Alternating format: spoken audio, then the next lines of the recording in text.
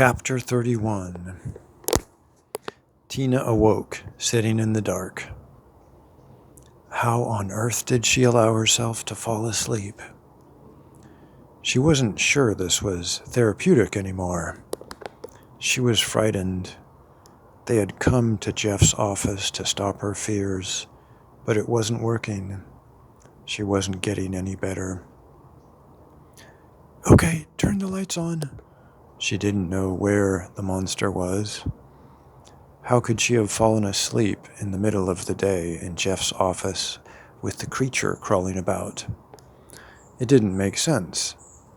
Something was very wrong. The room remained dark. "Jeff," she called, voice quivering. "Dad?" No answer. Terror trickled down her chest. She wondered whether the creature had attacked Jeff and Dad instead of her. Maybe this was a new type of torture, eating adults first, then going after her, alone and vulnerable. How long had she been asleep? She stood and moved forward, her arms guarding the front of her, but she bumped into something anyway, startling her. "Oh!" She stepped back and bumped into something else, then turned and kicked it hard. Ouch! Her shoeless foot stung. What was she doing barefoot in Jeff's office? And there hadn't been anything in front of her chair to bump into. Where was she? Chills shook her body. She was not in Jeff's office. She carefully stepped to her left, arms outstretched in that direction. Nothing. She kept moving and touched something solid, perhaps a wall. Yes, she headed along this, taking small steps, in case something was in front of her, and fell into a furry creature. Punching, screaming, and kicking didn't seem to hurt the thing. It didn't even squeal. She rolled off of it, her heartbeat filling her ears. The furry thing was silent. She wanted it to howl or whine or something so she could tell where it was. Quiet monsters were worse than noisy ones. The thing surely could hear her thundering heartbeat. Tina had now lost her sense of direction. She just stayed put, listening, trying to slow her heartbeat, but it was hopeless. Footsteps came from somewhere to her right, coming closer, closer. A phone shrilled in the distance. Footsteps closer. Where was her father? What had happened to him and Jeff? She hoped they hadn't been harmed. A door opened just to her right, almost hitting her. Blinding light flooded the room.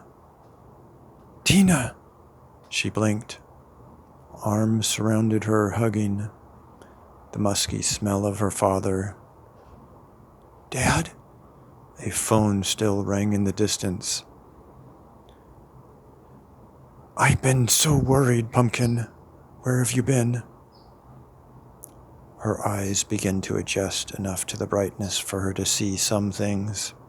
Her bed, her giant teddy bear sprawled on the floor, which must have been the monster, and her computer desk and chair.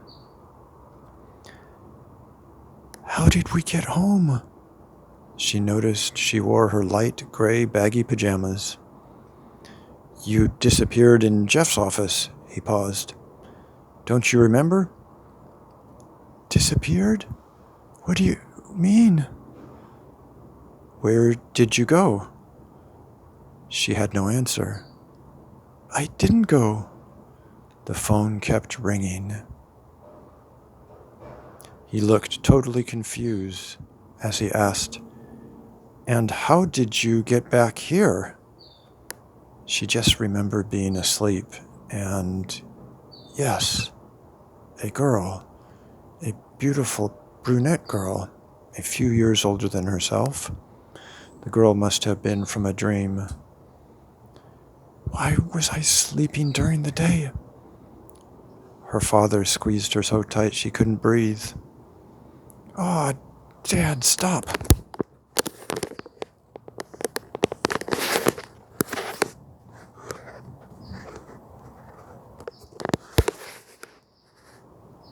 I was so scared for you. He moved just far enough away to look at her, still holding her firmly by the shoulders. You all right? Nobody hurt you?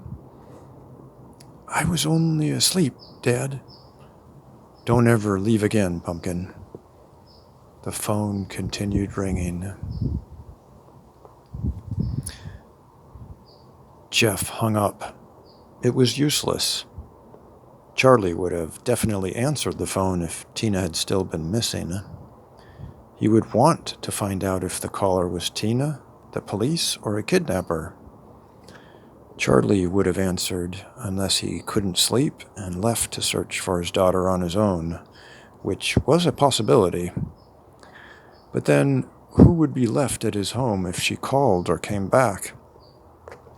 So maybe he would still be waiting or have someone at his house who could. Well, what now? Laura interrupted his train of thought. Ashley looked at him with big, blue-gray eyes. He held his hand over his head. He considered driving to Tina's house. If she had returned, it was possible both her and Charlie had slept through the ringing phone. But if Jeff showed up at this late hour with Tina still absent, Charlie would not be happy to see him, perhaps even react with violence. Jeff was, after all, at least partly responsible for her disappearance. On the other hand, her father might be grateful Jeff was worried and still looking for... Wait a second, Laura interrupted again. If Ashley reappeared in the same room, then disappeared in... Then wouldn't Tina do the same? In my office? She nodded. He already slid his phone back into his left pocket and reached for the door before the phone began to vibrate against his leg. He dug it back out and looked at the screen. It was Charlie's number. His breathing slowed. Hello? Who is this? Charlie asked. Jeff. There was no reply. Charlie? Yeah, you just called here. I'm sorry, I did. I thought I'd check in to see if... She's here. He laughed with relief. I don't know how, but she's here. I'm so glad, Jeff sighed. He looked at Ashley. Her eyes were shimmering. Something strange is going on. Would it be okay to come by at 11:25 at night? I know it's late, but another girl had the same experience as Tina. I don't want them to spend another minute in the dark without answers. What did happen exactly, and what if it happens again? What are we going to do? No response from Charlie. What if they don't come back next time, Charlie? What if they're getting hurt? Still no response. He wondered if his phone had lost the connection. He looked at the bars that measured the signal strength, and they were still full. Hello? Yes, I'm here. Look, I know I'm particularly to blame. I shouldn't have pressed Tina to face her fear, but I didn't actually cause her disappearance. Something else is out there, Charlie. I don't know what, but wouldn't it be better if we knew? I don't want to put my daughter in danger again. We won't do anything with the dark. We'll keep the lights on. No response. The other girl has a memory block. Silence. I just want to talk to get answers, Charlie, for both girls' sakes. No response. Then slowly, yeah, Tina doesn't remember either. Nothing? Nothing, except for a pretty brunette girl in a dream.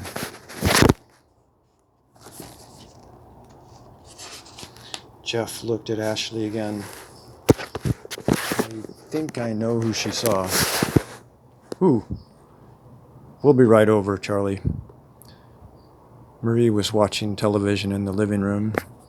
He told her they needed to take Ashley to a psychiatric hospital to assess whether she required admittance to keep her safe. Marie didn't appear worried. She's just cutting and running away for attention. She's not gonna kill herself. Are you, Ashley? She snickered. She wants to be the center of attention. With Ashley, it's always about her. She glared at her daughter. So selfish. Ashley looked at the ground. Jeff felt terrible. He didn't know how this girl could stand to be spoken to that way. If she had really been suicidal, her mother's words could have driven her to act.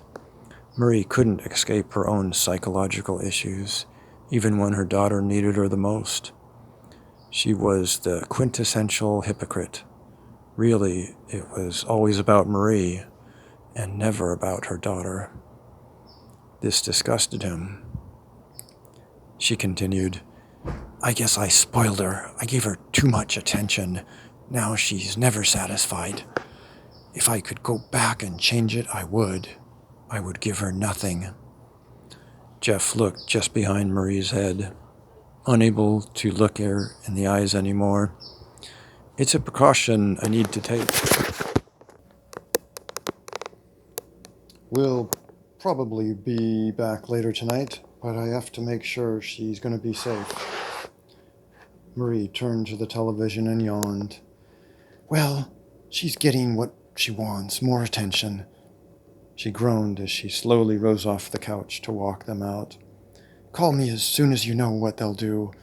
Leave a message because I'll probably be asleep.